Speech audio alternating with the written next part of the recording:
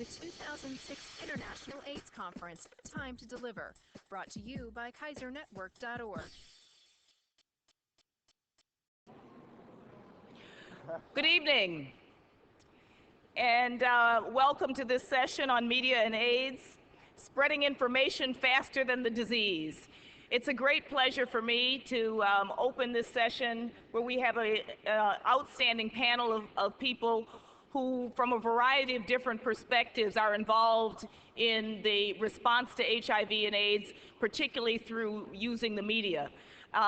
There's been many discussions and a lot of mention throughout this conference thus far about the incredibly important role that media can play.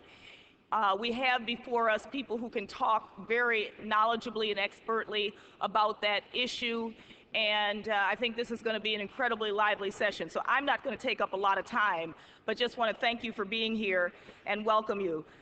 It's now my honor to introduce our first speaker, Mr. Richard Gere. Now, when you're Richard Gere, you probably don't need a long introduction, but I do. I think he's well known to many.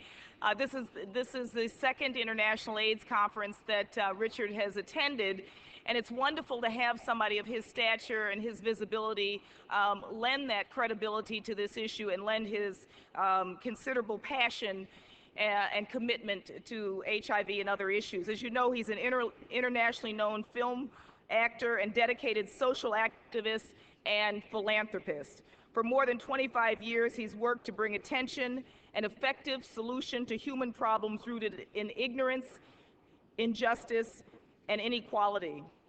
Through his private foundation, the Gere Foundation, Mr. Gere has served as a lifetime advocate and supporter of numerous human rights and humanitarian causes. He has since then deepened his involvement founding the Healing the Divide Foundation in 2001. This foundation's mission is to promote understanding, cooperation, and visionary approaches to issues that threaten the welfare and prosperity of people and communities throughout the world. That's the official part of the introduction. I would just like to say personally, over the last few years, I've had the pleasure of working with Richard in a project that we've worked together with in India. I have been impressed by his commitment, his intelligence, his passion, and his incredible ability to learn and keep learning and keep adapting the more he knows. The more he knows, the more committed he has become to this issue. So without further ado, it is my pleasure to introduce Richard Gere.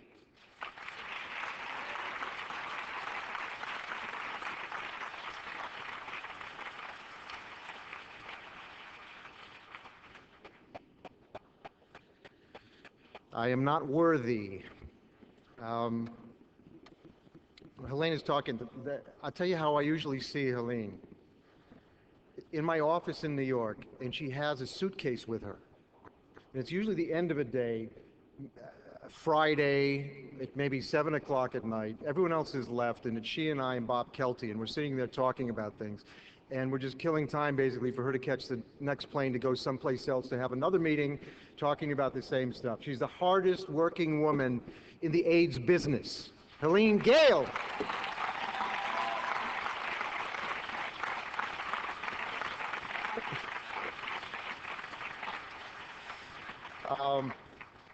So this panel is on media.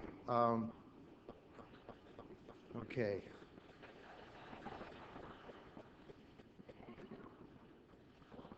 Sit down in front here if you can.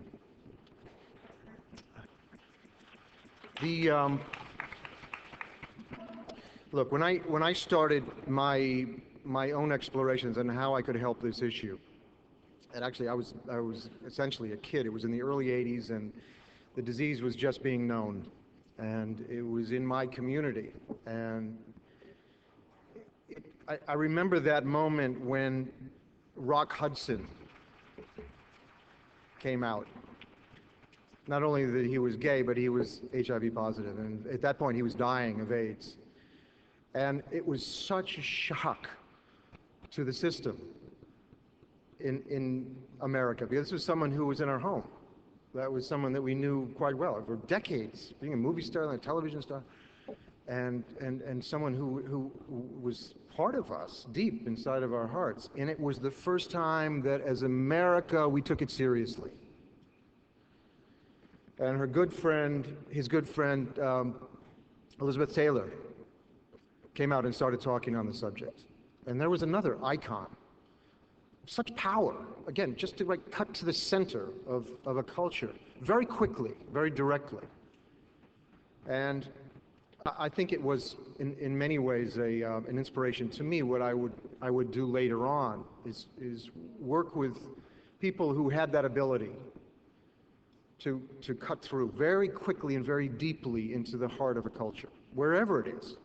Now, I've been working for the last 5 or 6 years in India primarily, but the approach was the same. It's finding cultural icons who have that really quick, deep ability to communicate to people in an unspoken way. It slips through the thoughts and just gets there, hits the mark. And I started to devise a system based on a power structure of how to change society. Now, an icon in itself is pretty useless. It's just energy. But it's an ability. It's a potential. Now, if you marry that with media companies and use intelligence and skill and tell the truth and tell it authentically, you can be incredibly powerful in messaging and education. Now, as we started doing that in India, I evolved the system and refined it. I was amazed that how satisfying it was for us to do it, but how effective it was in the community and how much it was needed in the community. I think it was like 2 years ago that the first media conference was done in New York at the UN. I think it was Kofi Annan had suggested this first, and Kaiser Family Foundation organized this meeting. And it was the largest media heads in the world were at this meeting. Debated, spoke with great energy, and made commitments, signed the deals then of taking on the responsibility of educating the world, truthfully, honestly, from the heart, and using the skills they had as professionals, educate the world on HIV/AIDS. Using that as a model, and at the suggestion, actually, of my good friend Peter Mukherjee, who's sitting right here, we decided to do the same thing in India. And luckily we had a prime minister there, Prime Minister Singh, who was newly elected, who agreed. We had a meeting with him soon after he took office, and he had been speaking about HIV/AIDS and had it in his heart. It was genuine, and knew that it was important to deal with the subject, and in an impassioned way, in a complete way, in a meaningful way. And he very readily agreed to have a massive media summit at his residence, and he would convene it, and he would stay there for the entire time. This came about. There were 50 media owners, heads, CEOs at this meeting. And I was told there hadn't been a meeting like this of media heads since partition in India in 1950. I think it was 49 or 50. 47, sorry, it was partition. And it was amazing to me to see the power that this generated in government, in the media itself, seeing that they had partners. They had, it was print, it was periodicals, it was radio, it was television, satellite, terrestrial. It was the full range of seasoned CEOs and owners who decided to make the commitment to work on this in a very focused way. Now, what we had to bring to that was the cultural icons part. And it is a vital part of this thing. Media in itself can do very little, but when you empower it with that kind of X quality, the factor that again gets through the thoughts, between thoughts, and moves us in mysterious ways. Working together, we found that over the last several years, we've been able to do things that are, I think, quite extraordinary. We saw some of the clips just about an hour ago of the things that have been generated from PSAs for family members, for kids, for people in the north and the south, for high incomes, low incomes, the embedding in programming, game shows, a wide variety of possibilities that we have generated over the last couple of years. and which I think is actually very quick for this kind of thing. We were inventing the process, and all of them at a high quality, all of them that could be used in almost any media. We then had another media summit in Russia, which I was kind of flabbergasted. The former Soviet Union, all the major media heads in the former Soviet Union gathered in Moscow and went through the same process, where they created essentially a brotherhood of commitment on this subject, way more than the government had done. Putin himself was not there, and it was a lower level person from government, but private media had taken this on as their responsibility. I think that is the key marriage that can change the world, and the world that we're dealing with now, HIV/AIDS, is that kind of a partnership. But I'm going to emphasize again to my brothers and sisters here and to my partners in all the work we've done, it has to be genuine. There's none of this that you can do from formula and it works. You gotta feel it in your heart. I have to feel it in my heart or it doesn't work. Peter has to feel it from his heart or it doesn't work. It doesn't trickle down to all the creative people who actually do the work in his company. So the kind of private, wonderful, meaningful work is still there in all of us that makes us all connected in this process, that ability to find something genuine, use the techniques and technology of who we are. I mean, I don't know anything about doing what Peter does. He doesn't know doing what I do, but we said this partnership makes something larger than both of us. Now we know from surveys that media in general is where most people get their information. It's what media tells them, what's television, what radio, but not only pure, there's different types of communication, education.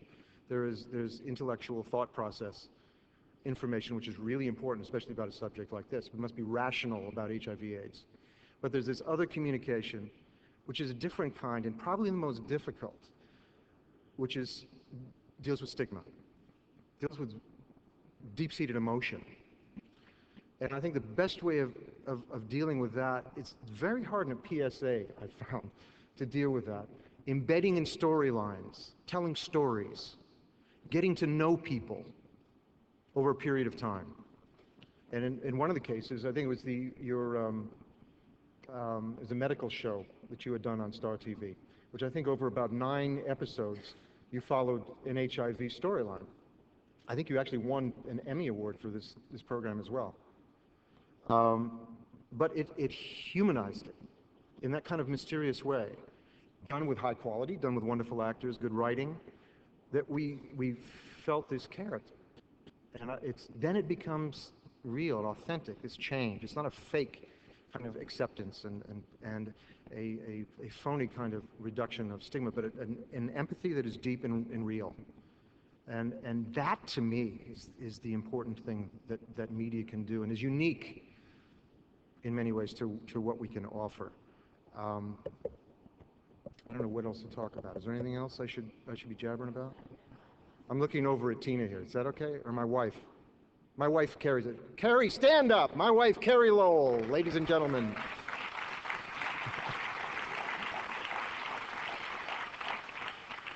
Anyhow, this is something that I deeply believe in, and I think we have a wonderful panel of people who are going to enlighten us all with what they have to say. Thank you very much.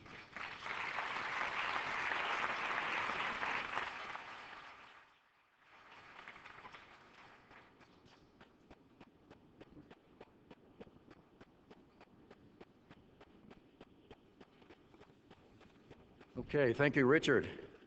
Where have all the photographers gone? Stay. Okay, before I begin, we're going to kick this off with a 5-minute video to show some of the examples and contents of what we'll be talking about as media companies and media leaders. So with that, let's roll the tape.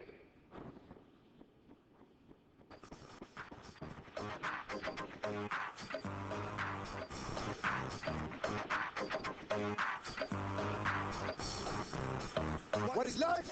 Life is all about hope, dreams, taking a risk and talking about it.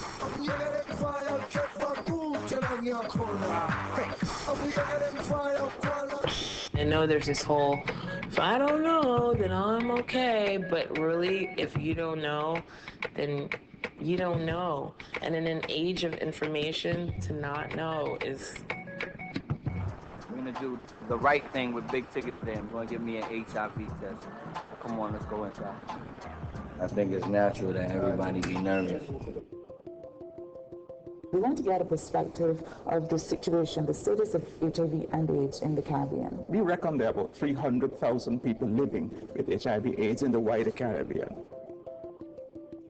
Bharat में 50 लाख से भी ज्यादा लोग HIV संक्रमित हैं और ये संख्या बड़ी तेजी से बढ़ती जा रही है। I'm HIV positive. I'm 21 years old. I've never personally sat across or even known someone who had HIV.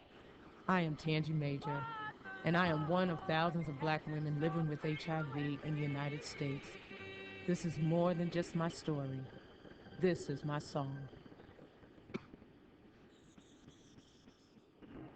Even if you test positive, it doesn't mean you can't lead a long, healthy life. Yeah, and I'm living proof. I was diagnosed 6 years ago. Really?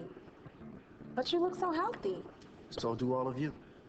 And I am HIV positive, and Musha isn't. And so, that's something that's different about us. And I love Musha. I love Timmy. And that's the most important thing that is the same about Musha and me.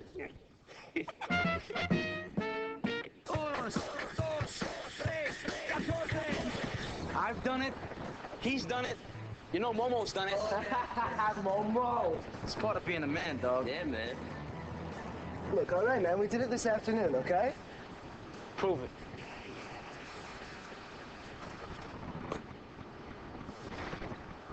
Now knowing each other they embrace in love and it's safe.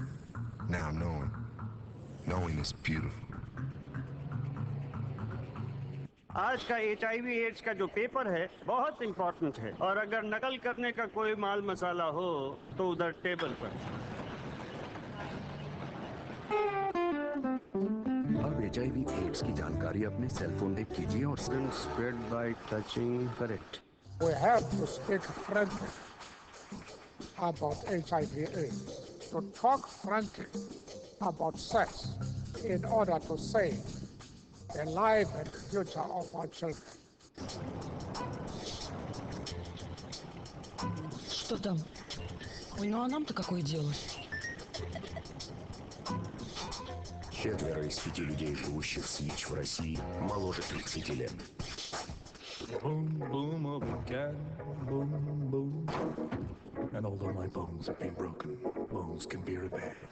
But not hearts, for they are fragile.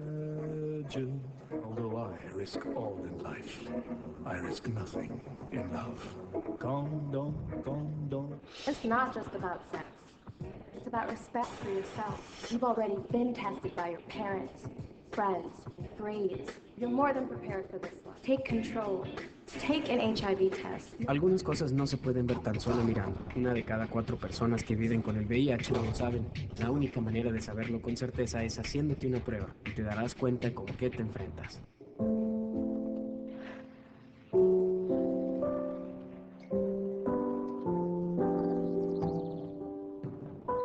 Закрывая глаза на проблему СПИДа сегодня, завтра мы можем не увидеть тех, кто рядом. Heroes handle everything. Veteran caretaker Bathsheba Johnson leads an all-black staff at the Luck Care Center, a treatment, resource, and counseling center for Chicago's South Side, which is 97% black. Nurse Johnson's commitment, compassionate care for all people with HIV regardless of social status. Be an everyday hero in the fight against HIV/AIDS. Protect yourself. Walking onto the field with no protection. Foolish, isn't it? And yet people do the same thing. Don't play with your lives. Don't take chances with AIDS.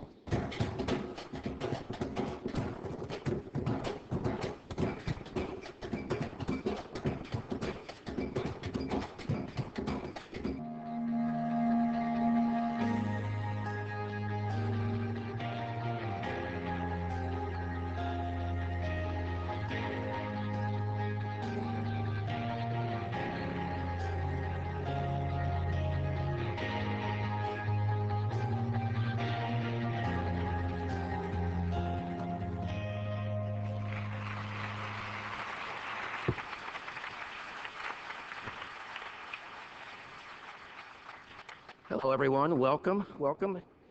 I'm Bill Rohde. I chair the Global Media AIDS Initiative, and I'm also president of MTV Networks International, and it's really, really great to be here. Thank you. I would like just to start, to say the same thing Richard did, but, also thank Helene for her incredible leadership over the years. It has been quite incredible, Helene. Thank you.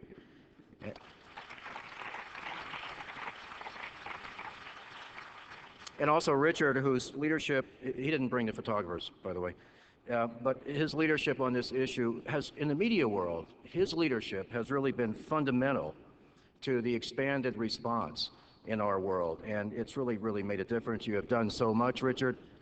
Give up the day job, please, so we can have 100%. We need you. Now, last night, we all heard Bill and Melinda Gates. They gave an inspiring opening for this conference that made the critical point that treatment without prevention is unsustainable. Melinda pointed out that less than 1 in 5 people have access to various forms of prevention, including education. On top of that, the United Nations has said 2/3 of new infections can be stopped by education. So there's a huge gap there. Peter Piot put an urgent emphasis on prevention and holding everyone accountable for their actions. Now, these were powerful calls to action to step up all areas of prevention, and media has such a crucial, critical role to play. Now, many of the people who have the most influence to expand prevention through education and awareness are actually sitting on this stage, and many of you in this room. Media have such a huge role to play in this fight, and as a member of the media industry, I can fully admit we're not doing enough. Media can actually be a force of good. When is the last time you have heard media can be a force for good? Well, here, media can be a force for good. Now, 2.5 years ago, the Secretary General, with the help of UNAIDS and the Kaiser Family Foundation, launched the Global Media AIDS Initiative. This was really a call for the first time on the world's media leaders to expand their commitments to HIV/AIDS. It's no longer an option. The Global Media AIDS Initiative has exceeded all expectations in the 2 years since. Around 160 companies from over 70 countries are now involved in the effort, providing audiences with life-saving information that raises awareness and fights stigma and discrimination. Media companies have put their creative and technical resources to work, producing hundreds of public service announcements and integrating HIV and AIDS themes into the programming, including scripts, something that Richard was talking about earlier. Hundreds of millions of dollars worth of airtime has been contributed. These campaigns include, very importantly, multiple platforms: billboards, consumer products, radio, TV, and critically now in the digital world, online, and very critically in the parts of the world where the infrastructure is not built, mobile phone, which can stimulate viral messaging. We're seeing it already. Since January 2004, summits of media executives have been organized in Johannesburg, Moscow, New Delhi, Rio, Cannes, San Francisco, Bridgetown, Barbados. And these haven't just been talking summits. They've been creative think tanks and workshops for journalists, and they've been held all across the globe. Our efforts even included a unique evening that I was privileged to host among China media leaders earlier this year. It was quite an event. Now, all of these meetings have resulted in new coalitions, even among competitors of broadcasters, and they've also resulted in expanded programming, and increasing resources, and importantly, specific airtime commitments, specific inventory commitments. Now, during today's sessions, we're going to speak directly to some of the most dynamic and committed leaders from the media industry. Please let me now introduce each one of these panelists. First, welcome Dr. Alison Leacock, General Manager of the Caribbean Broadcasting Corporation from Barbados. In May, over 30 broadcasters from across the region came together to form a Caribbean broadcast media partnership on HIV/AIDS.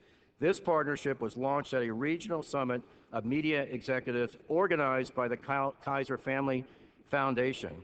The results included a regional public service campaign, original long-form programming, creative workshops and journalism trainings, and Dr. Leacock is chairing the steering committee which is leading this effort, which is the first of its kind in the region. Next, allow me to introduce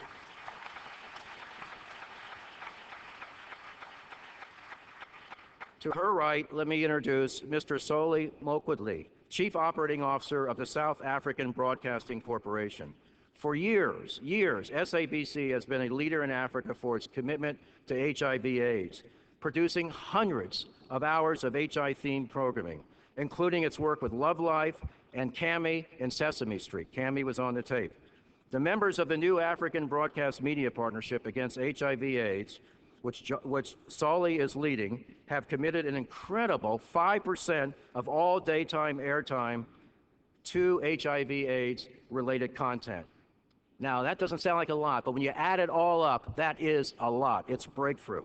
This partnership was launched last October with the help of the Kaiser Foundation and the Nelson Mandela Foundation. Next, please welcome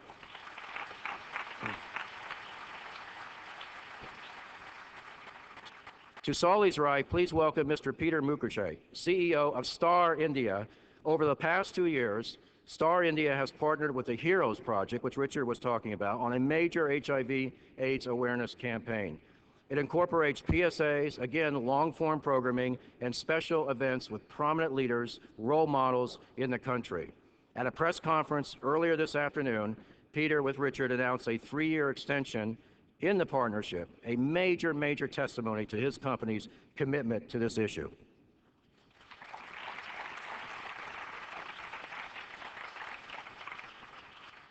Next, allow me to introduce John Tedstrom, founder of Transatlantic Partners Against AIDS and the newly appointed Executive Director of the Global Business Coalition on HIV and AIDS. TPAA has mobilized over 50 of Russia's largest media companies to join in a groundbreaking HIV awareness campaign. They have mobilized over $200 million worth of contributed airtime across the country and is now recognized by an incredible 62% of Russia's general population. TPAA has also helped to launch a series of training workshops for over 150 journalists across the country.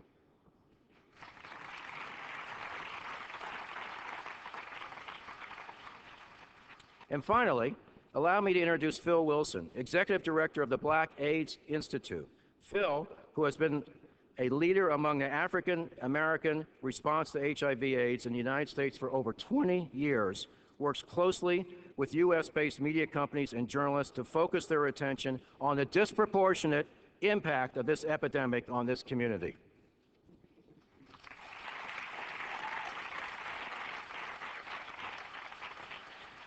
So welcome to all of our panelists, and thank you for making the time to join us this evening. Now, we're going to change the format a little bit. So instead of asking each of our panelists to deliver a formal presentation, I thought instead it might be useful to organize today's panel really as a talk show. So I'll be leading the discussion among the panelists for the first part, and then we'll open the floor to questions from you. So let's begin. Ready? Okay, here we go. To Soli, you're leading an initiative to mobilize broadcasters from over 20 countries in Africa to develop and share HIV-related content and programming resources. This is a major effort, especially given that broadcasters have pledged, again, up to 5% of daytime airtime to HIV-related messages. Often, AIDS content is considered part of the company's social interest, not its commercial interest. Can you tell me how HIV fits in as a business priority for SABC? Well, thank you very much, Bill, and thank you to our audience here. Well, I actually am sitting here not only representing the SABC, although thank you for the compliments that the SABC has done quite a lot on the African continent. But we came together as a coalition of African broadcasters from about 22 African countries, and we intend to increase the reach across the African continent to cover all 52 countries. And we are broadcasters now from representing 37 broadcasters. Public service, like the SABC, Nigeria Broadcasting, Kenya Broadcasting, Tanzania, as well as commercial broadcasters. Now, as you said, and hitherto, HIV and AIDS messaging has always been considered as just social responsibility kind of content in the form of PSA, public service announcements. When we got together as African broadcasters, we felt that there is a need for a significant shift in the role of broadcasters in how we communicate these messages. Why? Because we are coming from the area of the world which is highly affected. More than 64% of the people who are affected by HIV and AIDS are coming from our region. And it means that we as broadcasters have to play a much more important role in trying to change attitudes and behaviors. We felt the first thing, therefore, that has to happen is HIV and AIDS issues have to become our own responsibility as businesses ourselves, as companies. So we need to adopt a business-centered approach with regards to HIV and AIDS. What does that mean? First, HIV AIDS has to become part of our business models. It has to become part of our strategies, our business strategies, our budgets, on how we deal with our own employees as companies in our own countries. By so doing, it is going to ensure that every employee, whether they are a producer, whether they are a sweeper, whether they are a camera person, understands and takes the issues of HIV/AIDS very seriously. But beyond that, we then decided that we should, as you mentioned earlier on, dedicate at least 5% of our airtime towards HIV/AIDS messaging. 5% means about an hour in total airtime if you take from 6 o'clock to midnight, about 18 hours of broadcast. And 50% of that has to be at prime time. Now, that's a very significant contribution. In fact, it is very historic, that on an everyday basis, what you're going to have is no longer only PSAs, but you are going to have more than an hour of programming that is dedicated to HIV and AIDS messaging.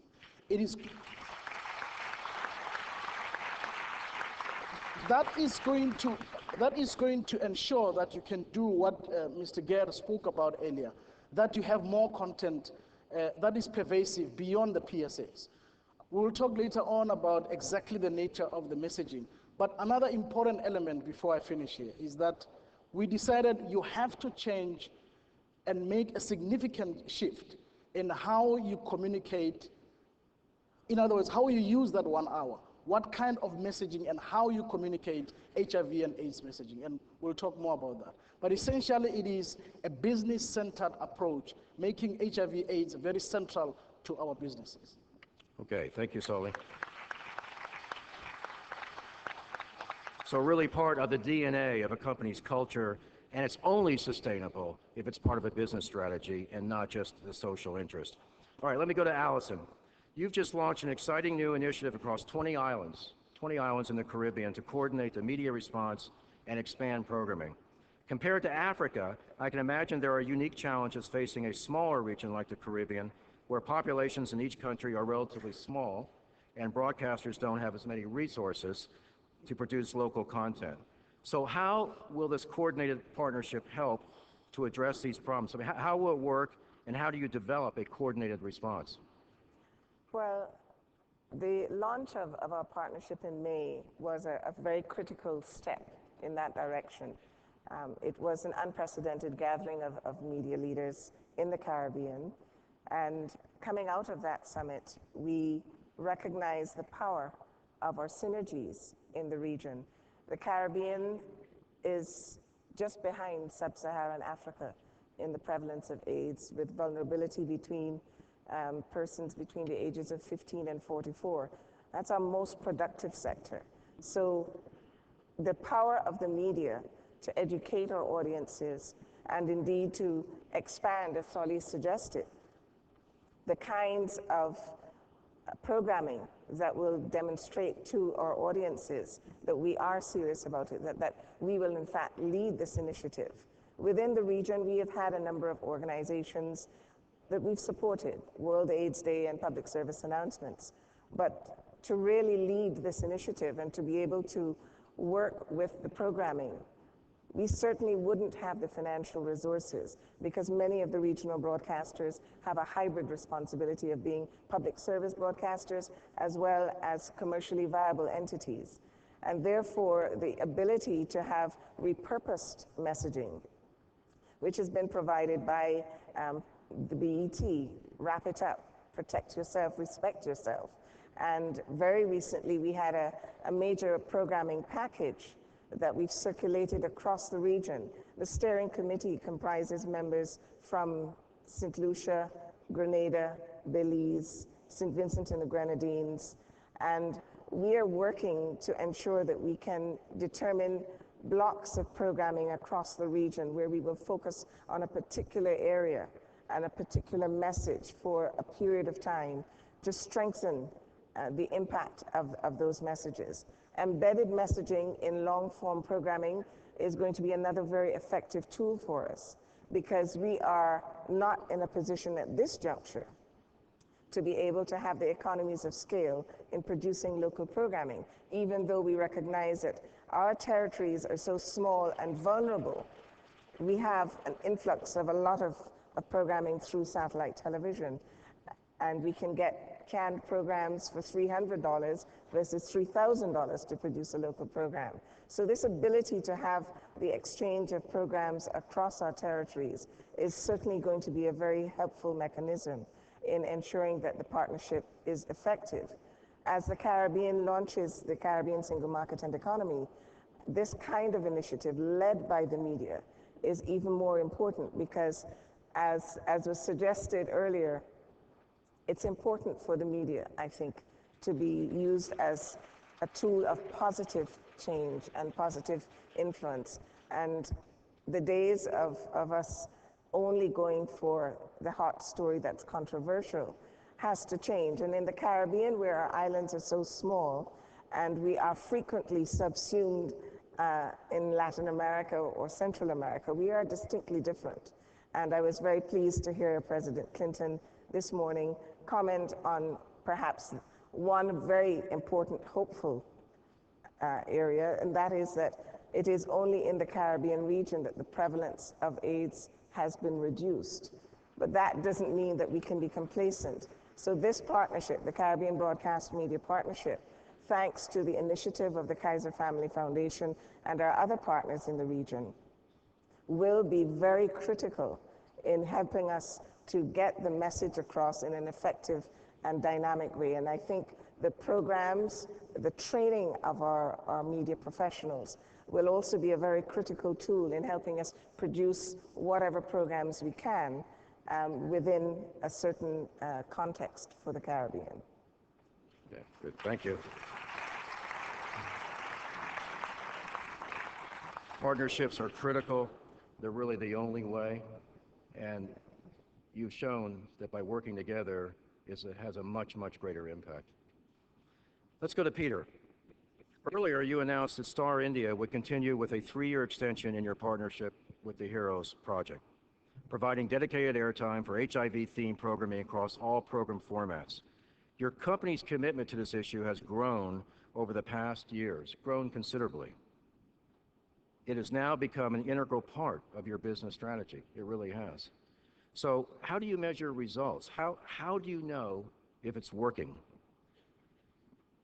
Well, Bill, first of all, thank you for the introduction earlier on. And also, I got to say, I am absolutely amazed by the number of people that are here this evening. I had no idea it was going to be as big and sort of scary. But I really thank you for taking the time out to come to this, because it is a matter of choice. And, you know, I think you've exercised that, and that's wonderful. In response to what you're saying, how do we measure the success or failure of our initiatives in our strategic direction? You know, it's a constant issue for us with any form of communication that we do. in terms of measuring the response, whether it's regular commercial advertising or whether it's our programming or whether it's, in the area of public service advertising. And I think one of the things that we use as a dipstick and as a yardstick is the response from consumers. And the response from consumers is, for us, the most acidic test of success or failure.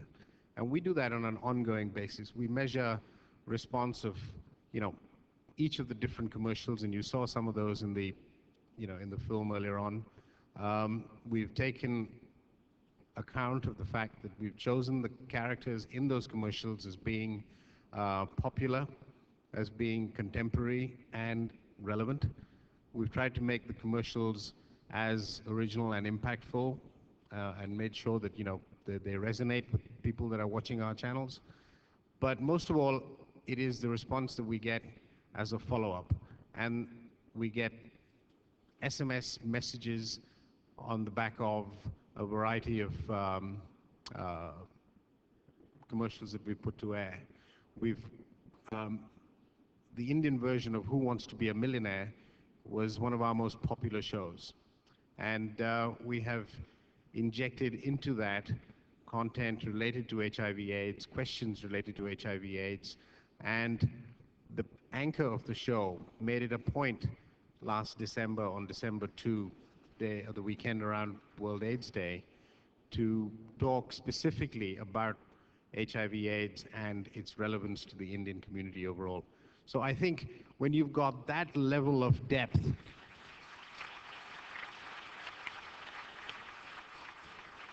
when you have that level of depth going into the originating of the programming and the content, there is no question about the response. And quite clearly, from our point of view, just to echo what you just said, we have extended our sort of participation and our relationship with the Heroes Project for a further 24 months, which we will continue to do perhaps even longer.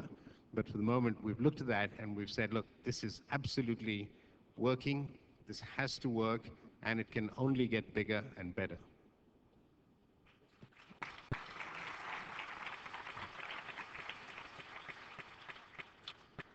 Let's go to stigma and social values. It's been unbelievably difficult to move this needle, and it's been equally as difficult for any of us to see much progress in the fight against stigma. Media can have such a powerful role in changing social attitudes in other areas and also in fighting stigma.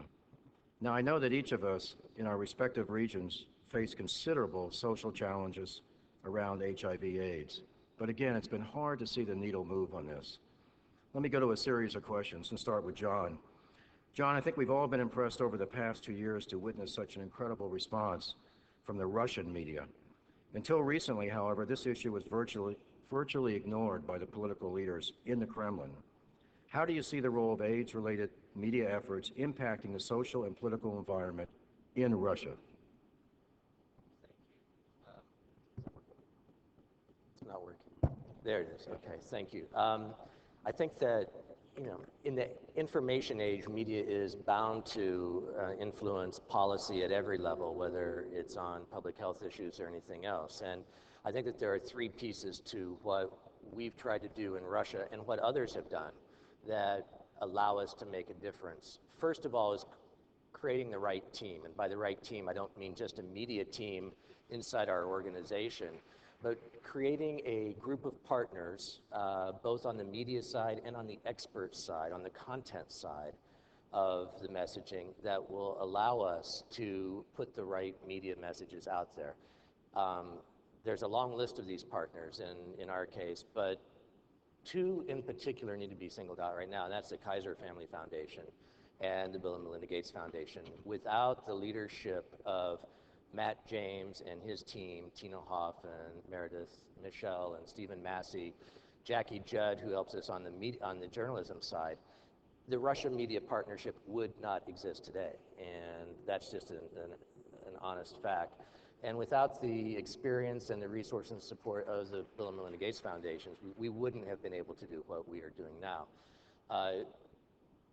Those partners coupled with UNAIDS, coupled with the community of people who are HIV positive, living with HIV in Russia, coupled with our media visionaries, our superstars in the Russian television, radio, print, and outdoor companies, to name a few, together with some progressive and visionary and committed politicians, two of whom I see in this room today, my friends, Mikhail Grishchenkov and Valery Zubov, who, without whose support we would never have been able to get off the ground.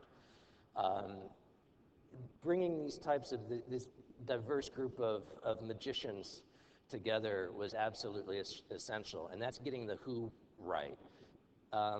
Getting the how right was also very important, because in Russia, we're in a situation in which the government influences media greatly but doesn't control it. And we decided to really circumvent the government altogether at the very beginning, and we made this a private sector initiative, harnessing the energy and the resources and the creativity of private media companies in Russia, both at the national level and at the regional level. And it was just a bunch of people who sat around the room, and Richard was there, and Matt was there the first time, and we sat around the room and we made these promises to each other that we're going to do this. And nobody from the Kremlin picked up the phone and called us and said that this is what you guys got to do. It was grassroots almost, and it was that passion from the heart that was mentioned earlier that made all the difference. And that leads us to the what. That was the who and the how. The what is all important when it comes to addressing stigma.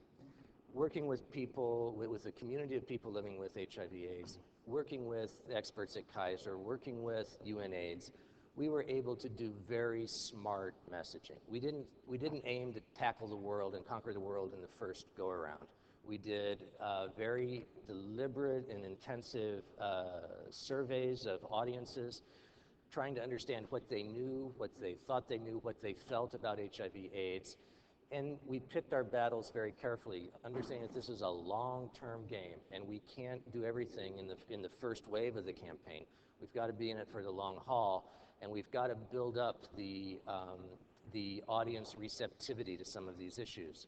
So there's a big who component, a big how component, and a big what component. And putting all of those together, I think, was the right formula for us.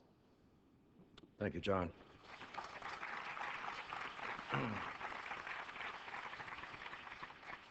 It was Peter who said yesterday, it is a long haul. This is the beginning of our second 25 years of fighting this epidemic. Let's go to Phil. Phil, you have been long time committed to reducing stigma and discrimination faced by people living with HIV/AIDS. Can you give us some examples of ways you're working with media in the U.S. to help bring more attention to the impact of AIDS in the Black community? And have you seen the needle move? Well, I'm actually very pleased to say that we have seen the needle move. I mean, as you track the Kaiser Family Foundation reports and the attitudes and the beliefs in Black America, we have seen progress. We have seen a huge change in the work that Black media has done on this particular issue. We launched the Black Media Task Force on AIDS 4 years ago with 3 organizations, BET, Essence Magazine, and the 4 organizations, BET, Essence Magazine, the National Newspaper Publishers Association, and American Urban Radio Network. Today, there are 1,500 Black media organizations that are part of our network. Last year, the print side of our network generated over 55 million media impressions just in the print side of the network. When we started out, the only stories you read about in Black media were stories about stigma, they were sensationalized stories, or they were fear stories. Now, today, we have every newspaper in Black America is running stories every single month. The National Newspaper Publishers Association announced this month that they're going to run a 25-week series in all 225 of their newspapers. That's half a year commitment to this issue. That's unprecedented. American Urban Radio Networks has made a pledge that every single day that they're going to speak about AIDS for the next year. That's a major commitment. And so, yes, I think we have seen a beginning of change.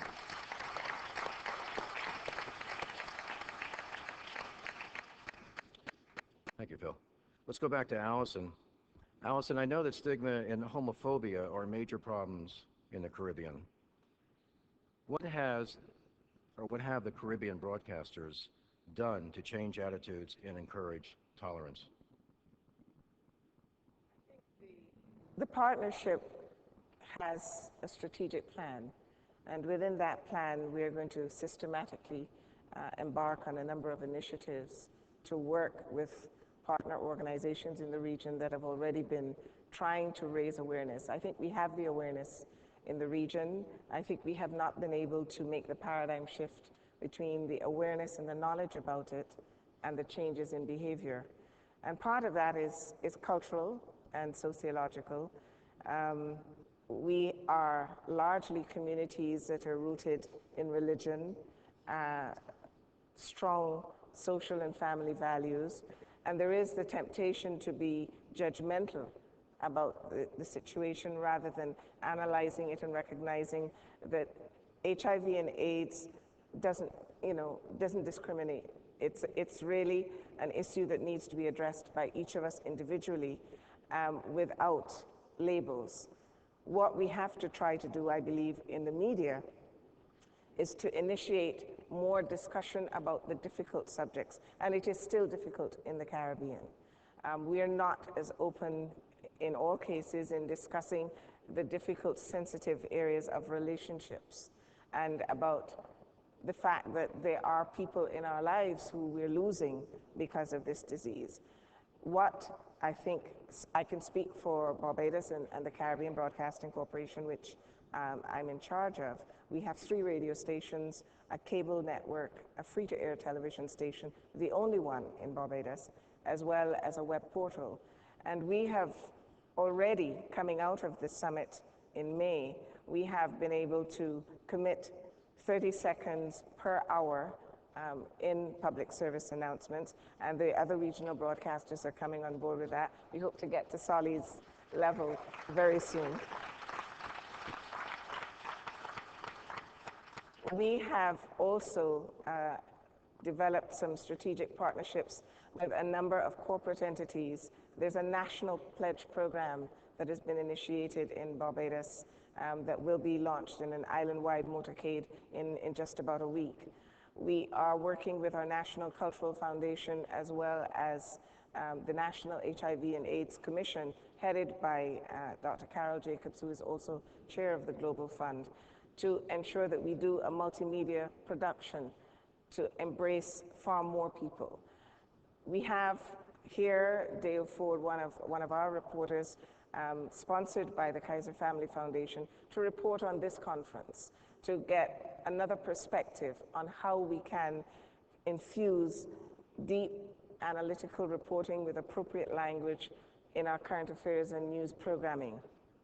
And the intention is that the Caribbean Broadcast Media Partnership will infiltrate all aspects, all genres of our programming to ensure that we address these issues and bring them to the fore where there have been discussions in pockets, where we begin to see what is really the issue and not just speculate about it.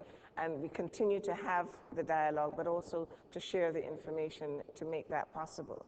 Because we are in a region that has this tendency, it will become critical, I think, that the media leads the way in the discussion, because you will get some polarization with the church or the state if you want to go to the point of legislating anything. So I think the media really does have a critical role to play, and that's why this partnership at this time is very important.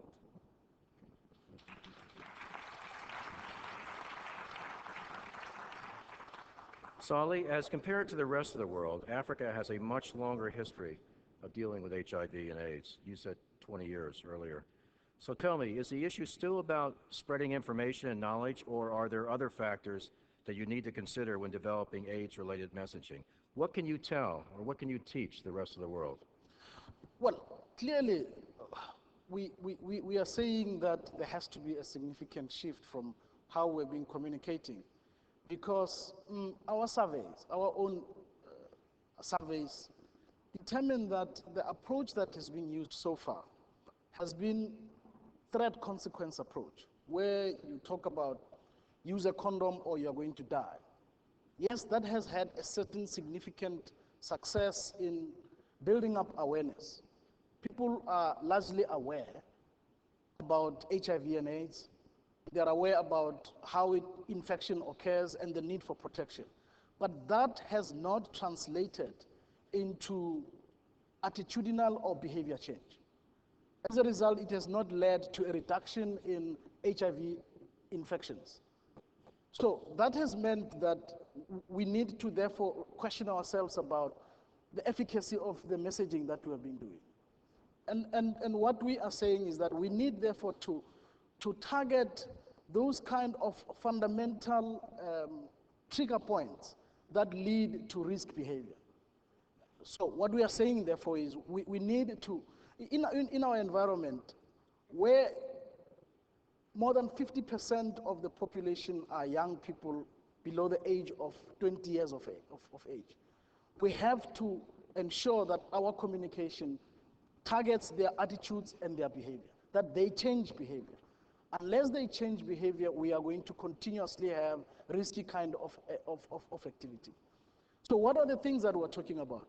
We are saying our messaging therefore have to target the trigger points of that kind of behavior change, such as, given that we're talking largely about young people, what are the things that force them to behave in that way? Issues of peer pressure, for example. Issues of self-esteem. Issues of, Melinda Gates yesterday spoke about stigma. The issue of stigma. The media has to address issue of stigma. So we need to address specific issues rather than only just building awareness. We have to ensure that we provide messaging that is going to lead to behavior and attitudinal change. We are saying it starts with you changing your attitude, changing your behavior to stop AIDS.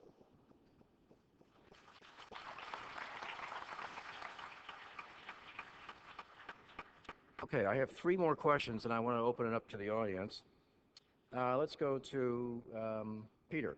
You talked earlier about the mobile phone and the SMS text strategy. Can you just elaborate a little bit on that? Because this represents a huge opportunity, particularly in the parts of the world where the infrastructure is not as well developed. Can you just briefly touch upon the campaign strategy, and does it really work, the response you received? Yeah, Bill, we have in the country today in excess of 100 million mobile phone users. Now, if you look at it in the grander scheme of things, it is a small chunk of the population. Having said that, you want to be able to deal with the issue of HIV/AIDS in the most sensitive, in the most gentle manner that you possibly can, without affecting the consumer's mindset that exists currently about the taboo on the discussion of HIV/AIDS as a subject. When we added to the public service messaging that we were putting out, when we added to that the additional ingredient of SMS messaging by putting on a short code and enabling consumers or enabling viewers to respond using their mobile phones and get more information almost instantly, it was a revelation to us because the numbers were quite staggering. First of all, we put it onto we managed to build it into the program Who Wants to Be a Millionaire, which is a local show, and made it a critical part of that particular program on that day, and for the weeks that it carried on. The response was in hundreds of thousands. And what it told us was that people who are sitting at home watching TV and are seeing these commercials need some form of immediate call to action. And yes, you can make a telephone call. Unfortunately, in India, a lot of people have telephones that they can use, at that particular point in time. They generally tend to sit there with their mobile phones, and it cuts across the social the entire demographics of the country, enabling them to get information on HIV/AIDS instantly. And I think one of the things that we've learned from that is that we will inject SMS-related opportunities in every piece of communication that we possibly can with regard to sensitive subjects like HIV/AIDS. So there's no doubt in our minds at all that it's proved to be a meaningful way of communicating and getting that message across and getting information back and forth very, very quickly across the entire socioeconomic grouping of the country. I just spent the afternoon with a group of young people, and the cell phone, the mobile, is really the holy grail. I mean, it is used for everything. Occasionally a phone call, but everything else. And it really represents a tremendous opportunity for us to get the messages out, particularly among young people. Now, in addition to news and public affairs programming, many media companies around the world have leveraged the popularity of entertainment programming to introduce HIV storylines or content. So, Phil, there's a big movement in the media industry to incorporate more user-generated content into our programming. I know you've worked closely with BET and Kaiser to create special programming that's written by members of the broadcast audience rather than a seasoned screenwriter. What kind of impact can user-generated content have that other programming formats cannot capture? Competition, are we on, is a competition model. We have a partnership with Kaiser and BET called the Wrap It Up Black AIDS Short Subject Film Competition. And it's funny, when I talk to people about the competition, most people think that the point is the final film. And the way the competition works, we reach out to screenwriters and we say, we want you to submit a screenplay. It has to be 30 minutes or less, and it has to deal with AIDS in Black America. And the winning script gets awarded a $50,000 grant, and their film gets produced and aired on BET. And most folks worry about the final film. But the point for me is not the final film. The point for me is all those people who write scripts who don't win. Because among those folks who write scripts, and we get 200 or 300 or 400 submissions in, that means they're thinking about this issue. And then, in the process of doing the homework for them to submit the scripts, and then whittling it down to select a winner, and then the final product then goes out to a whole universe of folks who then get told that, hey, an everyday person got a chance to make a movie and it got to be on television, you can do the same. Now, all those folks begin to think about the subject matter. And I think that it's the whole point of understanding all the different entry points in which you can capture someone's attention. Okay, good. Okay, now I can't resist this question, Solly. Sorry, I just can't resist it. South Africa will host the 2010 World Cup. How are you planning to incorporate this major event into your messaging?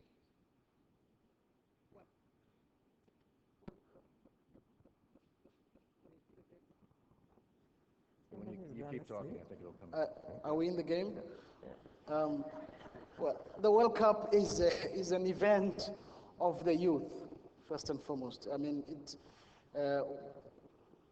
football, what we call football, the soccer, as you call it here, brings together millions of youth. And in South Africa, during 2010, we expect that there will be thousands of youth from all over the world.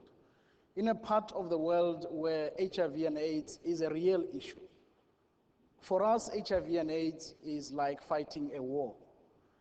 It has, this past year, decimated more than 2.4 million people. I was reading the stats the other day about 9/11, that it took about 2,000 to 3,000 people. So you're talking about 100 9/11s just this past year. It is an event, it is an issue, therefore, that we cannot take very lightly. When thousands of the world's youth are coming to our part of the world, we would like to use the World Cup as a vehicle to focus attention on how we can eradicate and fight this war. We are saying that we are talking with FIFA that This must be a World Cup against HIV and AIDS. Thank you. And we hope that FIFA will join us in this. As you saw in the past World Cup, FIFA was committed against racism. And at every game, for example, they had a banner in the middle of the stadium that said FIFA against racism. Now, our modern war in Africa today is HIV and AIDS, and we hope the world will join us to fight that war.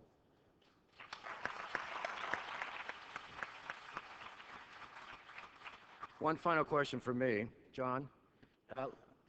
It's really, anybody from the panel can answer this, but John, let me go to you.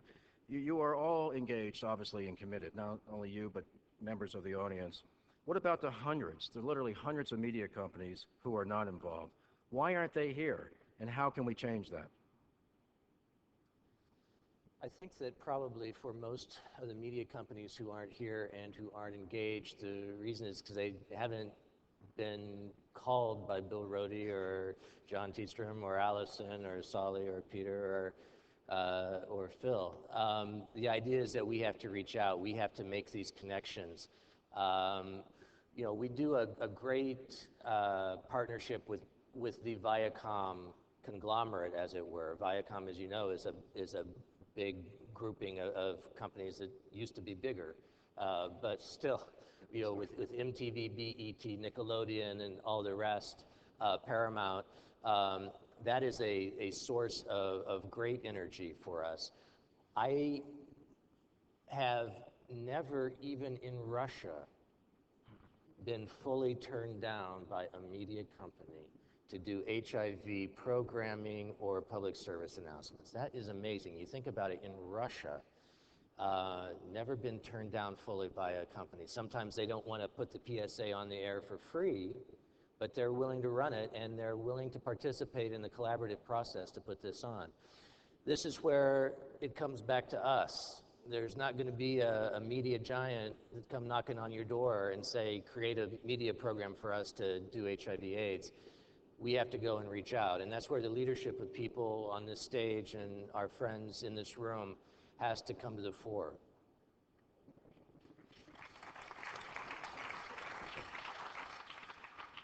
Okay, let me now have the audience, have you please step up. There's a microphone in the middle. Before, I'd like to ask Richard. Oh boy, we got a long line here, and I haven't even done the piece de resistance here.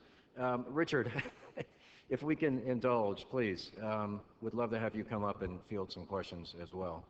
Thank you, Richard Gere. Take the seat on the right there. Okay, if you could identify yourself and where you're from. Okay, my name's Denise Becker, and originally I was from England, but I live in Canada now, in Kelowna near Vancouver. In 1993, my husband and I had a baby girl, and in 1994 we found out that she was very sick, and she in fact had AIDS. My husband and I got tested, and I was positive and he wasn't, and she went on to die at 9 months of age on August 31st, 1994. I've done a lot of media work with news since then, and I find that they keep focusing on the negative of a person's life with AIDS. All they want to know is about Katie and her dying, and which is obviously a very tragic thing for us, and every time we tell them about it, we have to live with that afterwards. But they never ask us what we're doing now, how we're coping, and also the organizations that I've been involved with. For instance, right now I'm involved with the Canadian HIV/AIDS Legal Network. I'm on their board. And I was listening to your question to Solly about how do you not show the negative. I think that was the basic of your question. He said you have to be very tender and everything, and I think by focusing on stigma all the time, we're placing power on stigma. I'd just like to give an example of last year, or when we did the American election.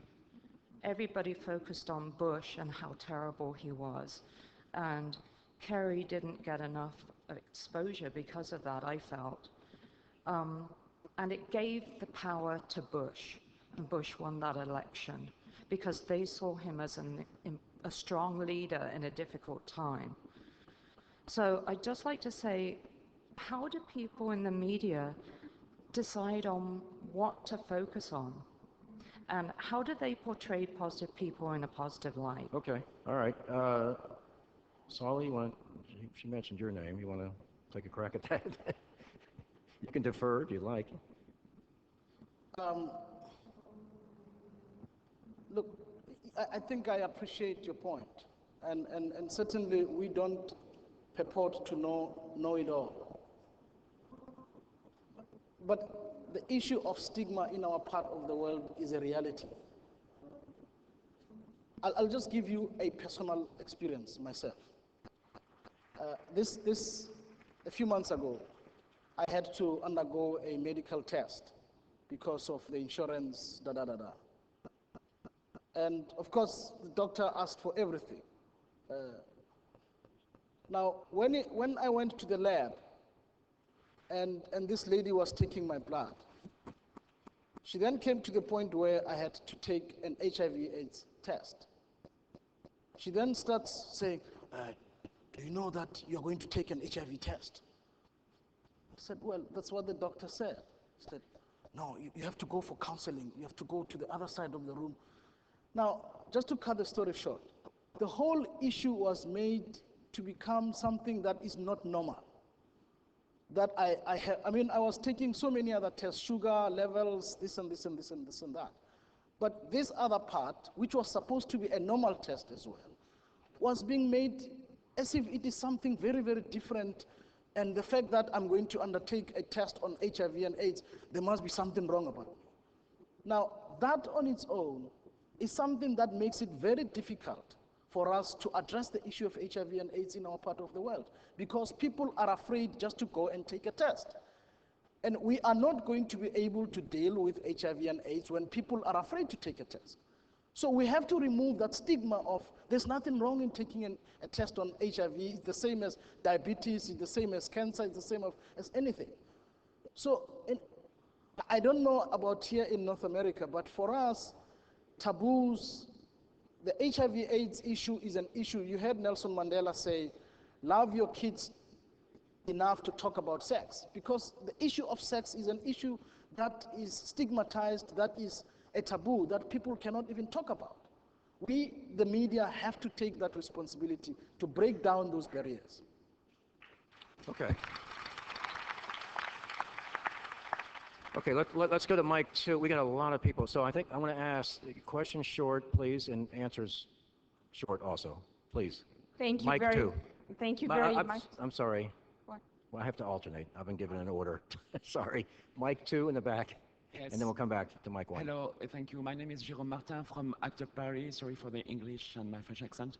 I think it's really great to have this description of your good experience with media, but we have, from my activist point of view, I have to point out the problem I met with the media and address a request to all the journalists who are here and to you speakers to relay this to your network. The problem is the following. During each conference, such like this one or other scientist conference, we have in France and in some other countries over-enthusiastic reports on the results of the research which is presented during the conference. Sometimes it's not so bad because, well, for instance, for 4 days, I think I've read 10 articles in Canada talking about a new hope. Well, a new hope, a new hope, a new hope, every day a new hope, but unfortunately, always 10,000 people dying every day.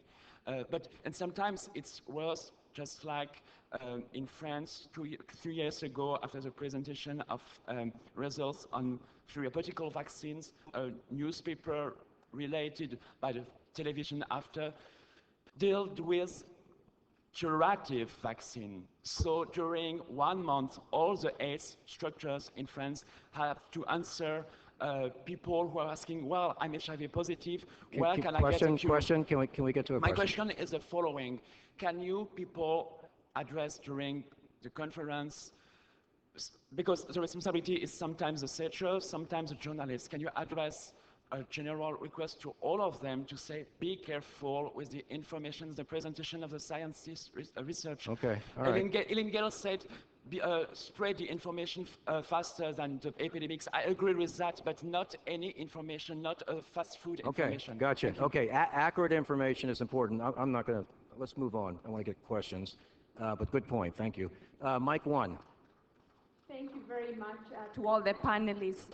Pauline Muchina from the Global Coalition on Women and AIDS, which is a UNAIDS initiative.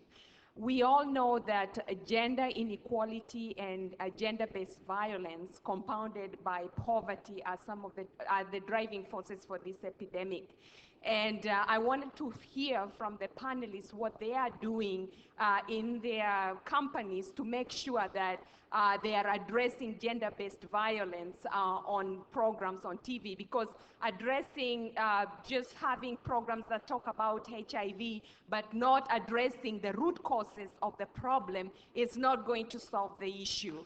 So I would like to hear them talk about that.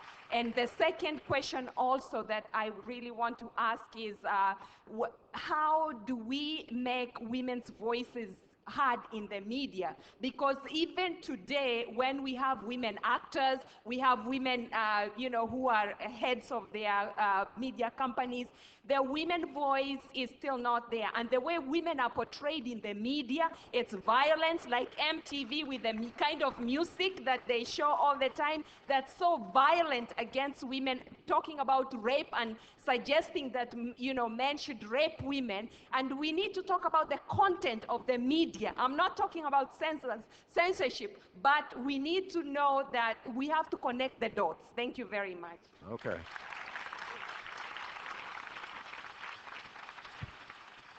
Anyone want to take a shot at that? I'll take a shot at Okay. I'll take a shot at it as a woman heading an organization, but also within the Caribbean, where there has been this discussion about the programming and the need for us to not censor, as you suggested, and I acknowledge that, but certainly recognize that in islands of our size, we have to have a sensibility and a sense of social responsibility as media houses, not only for the commercial gain. And a lot of the work that we have been able to use and the programming that we've already had has been able to demonstrate that responsible perspective. We have also had a range of synergies across entities. Our National Organization of Women, as well as the National Commission on AIDS, to sensitize people to the myriad issues that are affecting the female population in the Caribbean, but largely a sensitivity to the stereotypes that are perpetrated very often on television and in the print media and our magazines as well. I don't think it's only in the broadcast media. But the point is taken, and I think these partnerships are a demonstration that there is a sense of ownership, understanding, and leadership that the media is prepared to embark on issues that traditionally were seen as responsible for either a health agency or another social advocate. So I think that we are, in fact, taking the steps. We are not blame-free, but I think this is a step in the right direction. Okay. I don't want to monopolize, but let me just add quickly, because MTV is partly what I do. There are obviously a lot of videos on the air that are, really push the envelope. And with women empowerment, we have taken that as an objective, as a very specific objective. And I'll just give one small example. I just came from a group, we're calling it 48 Fest. We announced a competition among young people here to produce 48 3-minute spots. They have 48 hours to do it. We're going to judge a competition. One of the themes is women empowerment. So, we'll see what they come up with. And we aim to air these spots everywhere in the world on all of our MTVs. And, I would not disagree with the fact that there is obviously violence. Women need to be heard more. But again, we're trying to address that. And before I go on, does anybody else want to make a comment? No? Okay, Peter? Okay, go ahead. The way the women are portrayed in the media, I think we keep forgetting the advertising agencies. They produce a lot of the ads that fuel the stereotype. So let's not forget them. Peter, you want to say something quickly? Yeah, Bill, very quickly. What I was going to respond by saying is that, from an Indian market perspective, there is a universe there of just over 1 billion people, and the issues related to women and media are something that are numerous. You could draw up a laundry list of items related to which impact women and the way that media portrays those issues and so on. We as a broadcaster are, we believe, as responsible as we possibly can be, and I'm sure we can be even more responsible, and we continue to try and attempt to do that.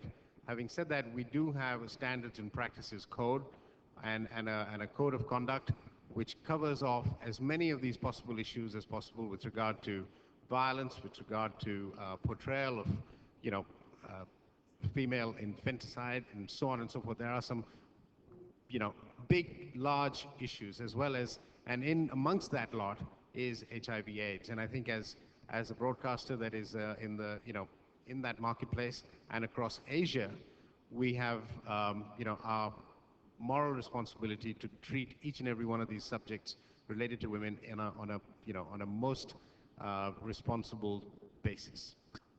Okay, let's move on. Short, punchy questions. Mike 2. Thank Mike you. 2. Thank you. My name is Hans Bilimore. I run a HIV intervention project in the city of Pune in India. And my questions will be directed primarily to Peter. Hero project, fantastic. Absolutely brilliant. What we found, though, when we went to colleges and universities and schools is that the focus on sex adds to a kind of double stigma. If I am HIV positive, I have obviously got HIV because I've had sex, and that is what the TV is telling me.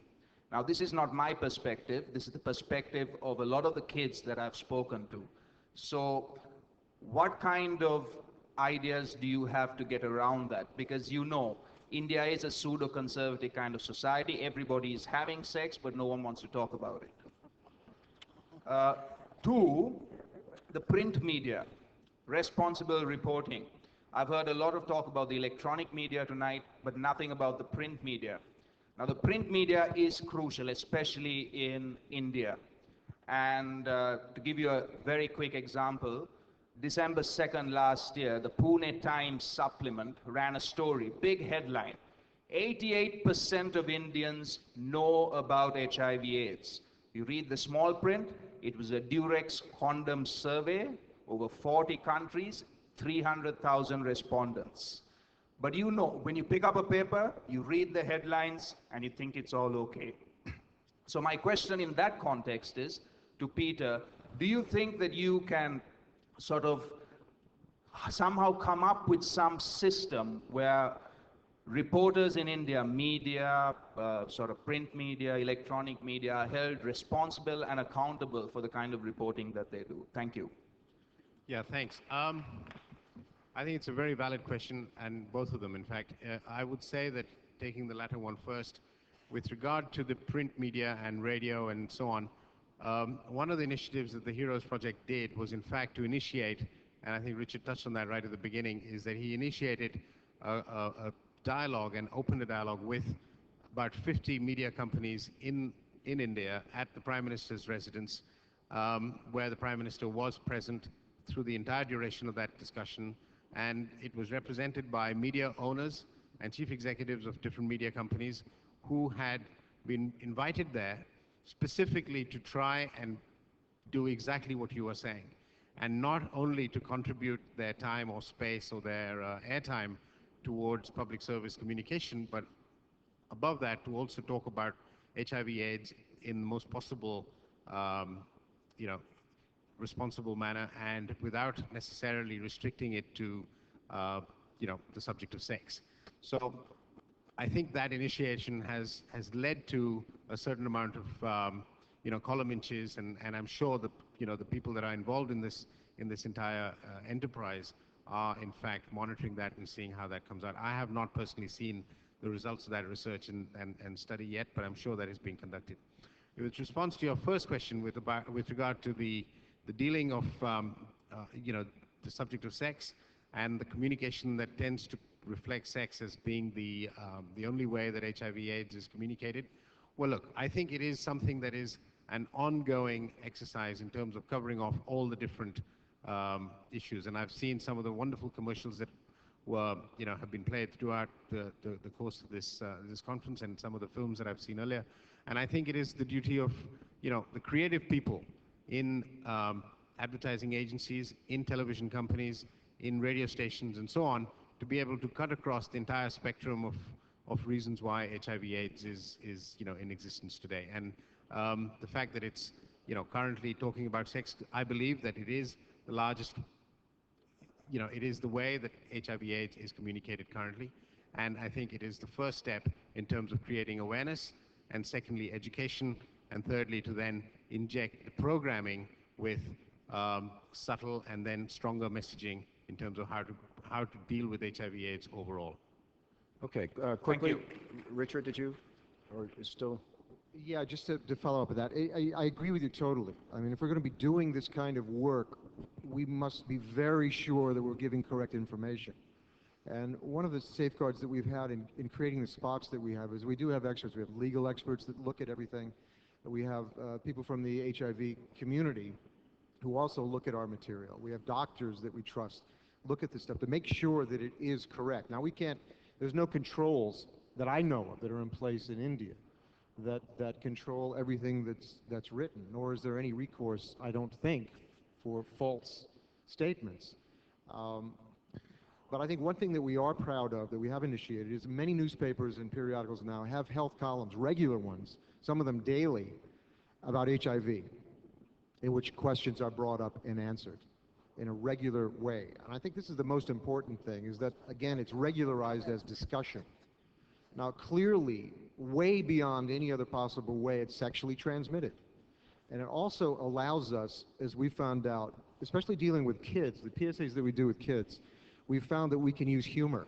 You saw some of them that were up here. And we found that is a very effective way to kind of break through the PSA barrier that one has of, oh, I'm being taught something, or I'm being warned about something. And we found them the most transformative ones. The question before, too, about misogyny and the disempowerment of women is something that we are struggling with incredibly. We have several PSAs that have been done on this subject, and I personally am not happy with all of them. I don't know if our team feels the same way, but we're struggling with this, of how to portray this problem, make it effective. Effective in that we're telling the correct story culturally, but also telling a story that's going to be effective in terms of transformation. And you're right, this is a very, very deep problem. I think one of the positive things that's going to come out of this horrendous pandemic is the empowerment of women. And I think we have to be very aware of that as we focus on this. Okay, quick, John, did you?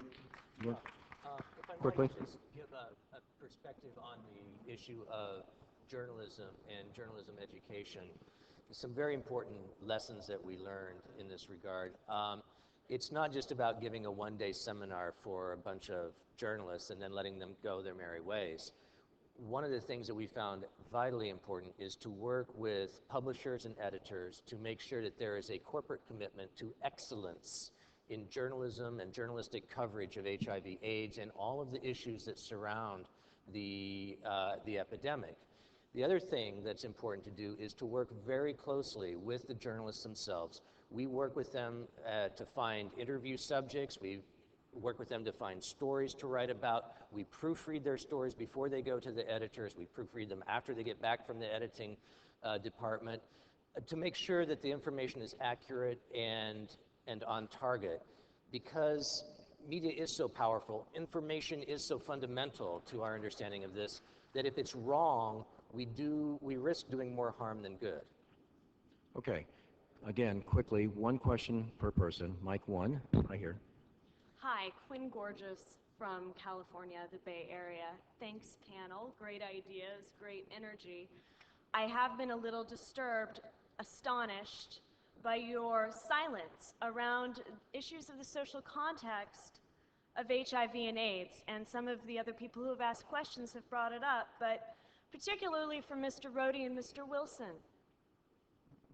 How can you, on the one hand, declare your commitment to education and reduction of stigma, while on the other hand, through your own media corporations, through your relationships with multinationals, as well as through your programmatic content, systematically participate in the exploitation and oppression and impoverishment of the poor?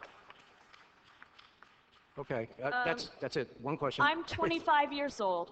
I'm the same age as AIDS. And I believe I haven't yet aged out of your target audience. Please explain yourselves. Okay. Phil, I'll let you start. Well, being the gentleman that I am. I actually don't own a media organization, so I can't speak to that end of it, but I can certainly speak to our strategy around that. In fact, these are the very issues that we take up every single day, and particularly around the issue of what's happening with poor people and what have you. And I guess I would go back to the question of stigma as a way to reference that. I think that often in our discussions, I think when the person asks the question around stigma, the way we address it is by talking about how bad stigma is. And what we recommend to our media partners is that's not the way to address stigma. The way to address stigma is, in fact, having people who are stigmatized talk about their stories. Because as we, in fact, get to know each other, we get to appreciate each other. And I think that that is also the way to deal with oppression, no matter where we find it. You know, one of the things that I do as a person who is living with AIDS, as a person who's lived with HIV for 25 years, half of my life and the entire time of the epidemic, is I talk about that everywhere I go. You know, everywhere I go. That's the first thing I say walking in the door. And I don't do it from a point of being a victim. You know, that I am living with this disease, but I am living with it. And in that process, it allows us to have a very, very different level of discourse. And I think that begins to speak to the issue that you're talking about. I'll just add, again, just briefly, we wrestle with this all the time. I mean, we have countless conversations, discussions on what to put on the air and what not. We have standards committees, we have standards people in each of our channels. All of the programming must pass muster. You know, but you don't hold Nike and Coca-Cola accountable for what they do in the third world.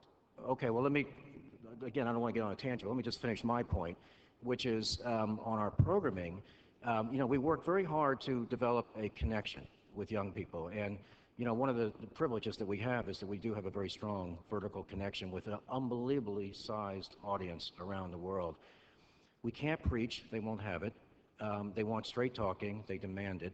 And we, therefore, seamlessly put in our programming up to a minute in prime time, some channels 2 minutes, some channels up to 5 minutes a day, an AIDS-related message. We wrap it into our scripts increasingly. And that way, creatively, we're able to have a much bigger impact because we have that connection and credibility with young people. Now, I'm not going to let you go on because we have too many people, so forgive me. Mike 2. My name is Dennis DeLeon. I've been living with the virus for 25 years. I'm here actually as media, writing articles every day for Imprimedia, a collection of 5 Spanish language newspapers. But I also head up the Latino Commission on AIDS in New York. I guess my question is, there's one continent missing here, Latin America. And I guess the question is, I have 2 parts. What is the story in terms of trying to convene Latin American media into some kind of cohesive effort around HIV? And part 2 is my own experience is that it's extremely difficult to get media companies to work together. The different media companies that we work with, Televisa, whatever. they tend to kind of want to do their own thing their own way, Right. and they very rarely consult with people with the virus or with organizations that work with people with the virus. Okay, all right. Well, I'll just speak quickly on, we just completed a conference in Brazil last week, bringing together media leaders from the region, the entire region, Latin America, similar to what I was talking about earlier as part of the GMAI, coming together, exchanging ideas, and then signing a specific commitment on whatever it is, airtime, billboards, whatever the inventory is, to do an AIDS-related message, either prevention or discrimination. So there was something actually that was done, you know, just recently. Hang on. To your point about getting people to work together, it's difficult. Sometimes competitors, it's very, very difficult. But we have found, and I think, John, you mentioned it earlier, media companies, when they're really asked, they don't say no. They really don't. They got to be asked, and sometimes you have to get it on their radar screen because, you know, there's complacency, and God knows we had so much fatigue last year with all the disasters, so you really have to cut through that. But it's very rare that a media company will say no. And forgive me again, because I'm looking at all the other questioners, so I'm going to move on quickly. Mike 1.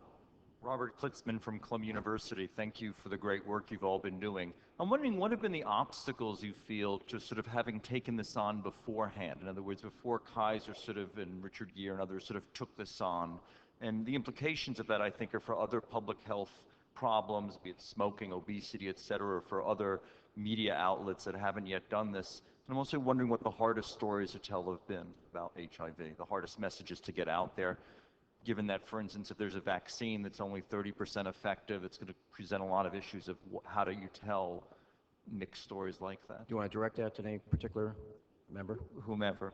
Volunteers. Phil.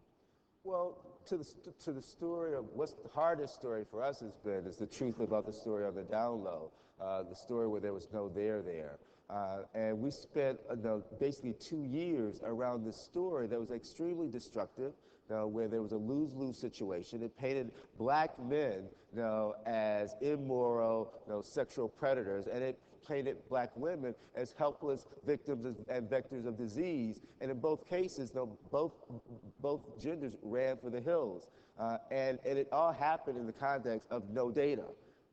And so kind of saying to people, there's no data there, and really the real story is that there should be data there. So that was probably the biggest challenging story that we faced in most recent times. Solly, did you have something? No. Oh, okay, okay. Where are we? Mike, I'm sorry, I lost track. Mike 2. Hi, my name is Lauren Takelet. I worked very briefly as a news photographer in South Africa. I'm now a teacher and a freelance journalist in New York City. My question is to Solly. You mentioned that the massive amount of education in South Africa hasn't necessarily affected attitudinal or behavioral change. And nowhere is this more evident than in the behavior of Jacob Zuma. I'm wondering how you have used or how you plan to use your considerable media clout to influence or change the behaviors and attitudes of key politicians in your nation.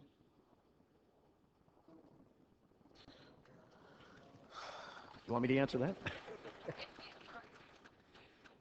Well, obviously the case of Zuma was a disservice to all of us, I think.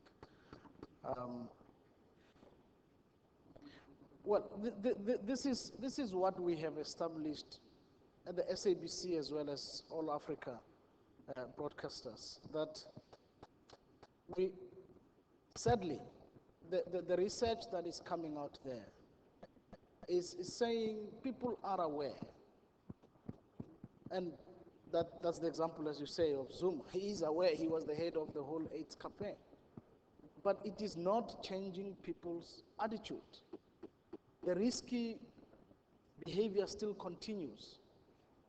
So we are saying perhaps it also lies in the manner in which we have been communicating, just in the form of PSAs that intend to inform people about HIV and AIDS and build awareness. We have now to begin to address those trigger points that we spoke about. What the lady was saying, gender inequality, issues of stigma, all the issues that we have talked about today. But again, we are saying these messages have to be consistent. they have to be sustainable.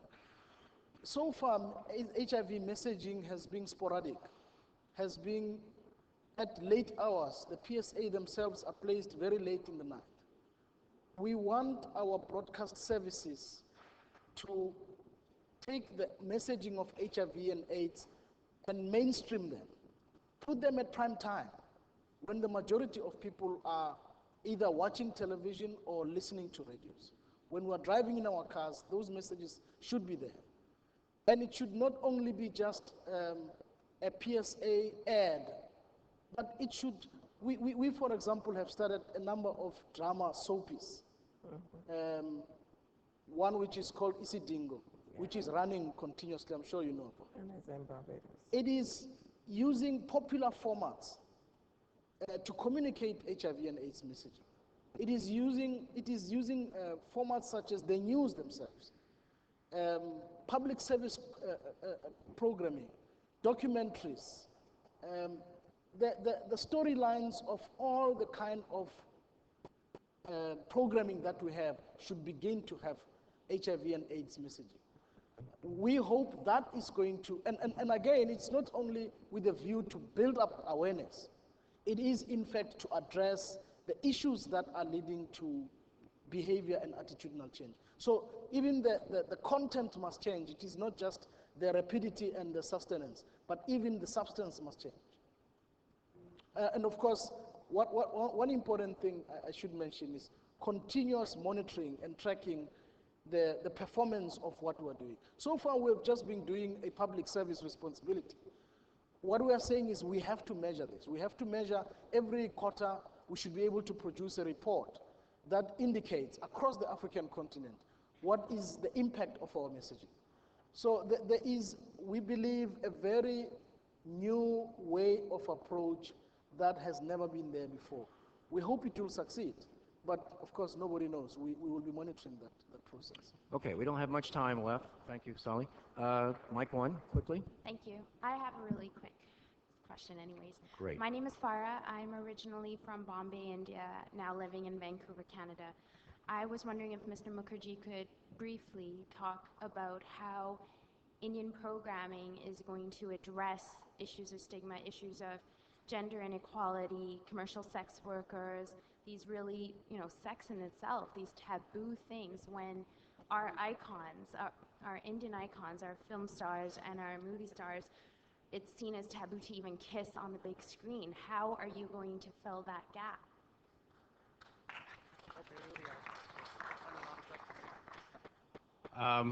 With a lot of difficulty. It is a perennial problem for us. It's not just us. When I say us, it's really a media industry that is dealing with several big sensitive issues. And I don't have an answer for you. All I can say is that I think it is the duty and the moral obligation of every good programming executive, certainly within our company, and I dare say within most responsible broadcasters, certainly in India, and I almost certainly would say anywhere in the world, who would want to deal with issues like this, in a manner which is both pushing boundaries and at the same time working within the sensitivities of the marketplace that they work in. And it is not easy, and because media by its very nature is a relatively young industry. We have lots of very young people who enter our business straight out of school or straight out of college, and have not had necessarily the opportunity to become completely au fait with all of the issues that exist out there. They take on these jobs in the programming area, whether it's in the music business or whether it's in general entertainment or news reporting and so on. And I think as broadcasters, we find that very often we get taken to task by the regulator or by organizations who are looking out for issues that have been misrepresented. and we have to defend ourselves in the, in the in the best possible way. There isn't an answer that I can give you. All I can say is that we do try very hard to try and stay on the right side, and at the same time try to broaden people's horizons as we go along. Thank you. I wish you a lot of courage Thank you. with what you're going to do. Thanks very much. Now, I really have to apologize, but we've reached the end, and no, I'm so sorry. I've been given a direct order. You know what? Go ahead. Thank you. Thank you. What, Rebecca Hurd. last question. Last question. I will be brief. It's my turn. I'm sorry, I must insist. It's my turn. All right, 2 questions. They got to be short, though. I'm going to cut you off. Rebecca Hurd from the University of Oxford. My question is to Solly.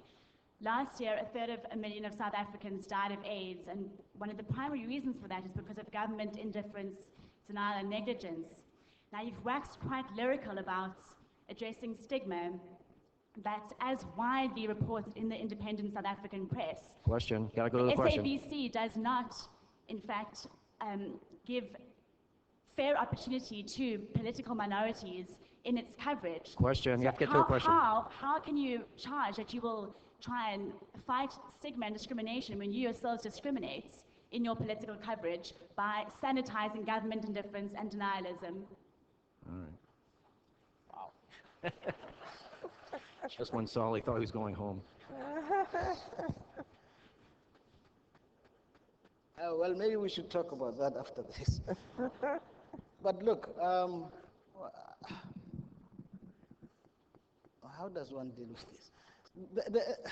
The SABC is a national public service broadcaster in South Africa. And I think it is its responsibility to give a fair platform to everyone. It has got national responsibilities. As a result, sometimes certain things may not necessarily meet its editorial approach, and they may have not to be put on air. And I think that is what every broadcast institution or media institution goes through. I don't know what specifically you are referring to, but editorial decisions are done by every institution, whether in South Africa or North America or anywhere. So and in that process, everyone does mistakes. I don't know what exactly you are referring to that we may have kept out. But I think that it will be difficult to deal with that unless I know specifically what you're really referring to. I'll just say briefly, from a totally non-biased, Solly and I only know each other for a short time. I've never seen better leadership from a media leader than from the SABC and what you've done. And so, without belaboring the point, let me just go. I did promise you, you got me into trouble, so one last question. What I really want to know is how you make a missing issue an issue. Particularly in the United States, it has hundreds of AIDS orphans. The number of children living with their grandparents in the U.S. has gone up 6-fold in 10 years. These kids have no public presence. They're not entitled to public support under Ryan White because they're not HIV positive. And no foundation has taken them up. No public figures have taken them up. How, with all this power here, do you make an issue where there's a missing issue? Okay, all right. We haven't addressed that one. Volunteers? Okay, Richard. I don't know. Hello? I mean, it sounds like a print media issue to me immediately. I mean, I don't know exactly how to deal with that in terms of the U.S., but I mean, if you wanted to write to my foundation with that information on that, I'm sure we could pass it on to our media friends in the U.S. who could pick that up as a story. Well, given the demographics of AIDS in the United States, that story has got to be a black story because AIDS in America is a black disease. And I tell you that that's the story that the black media, the black radio, the black press, both magazine and print, would be very interested in.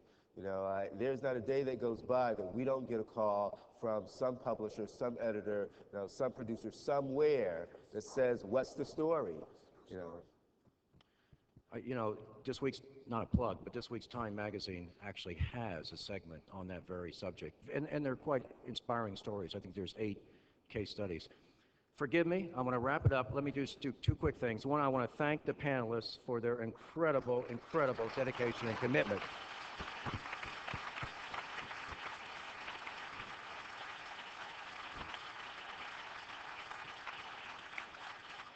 These are your leaders. They are the ones that came here and answered your questions. Number two, and most importantly, I want to thank you. Those were tough, spirited questions, and once again, forgive me for cutting those of you off. I just wanted to get through the list, but your questions made it a success, and thank you for asking those tough, very, very spirited questions. Thank you all.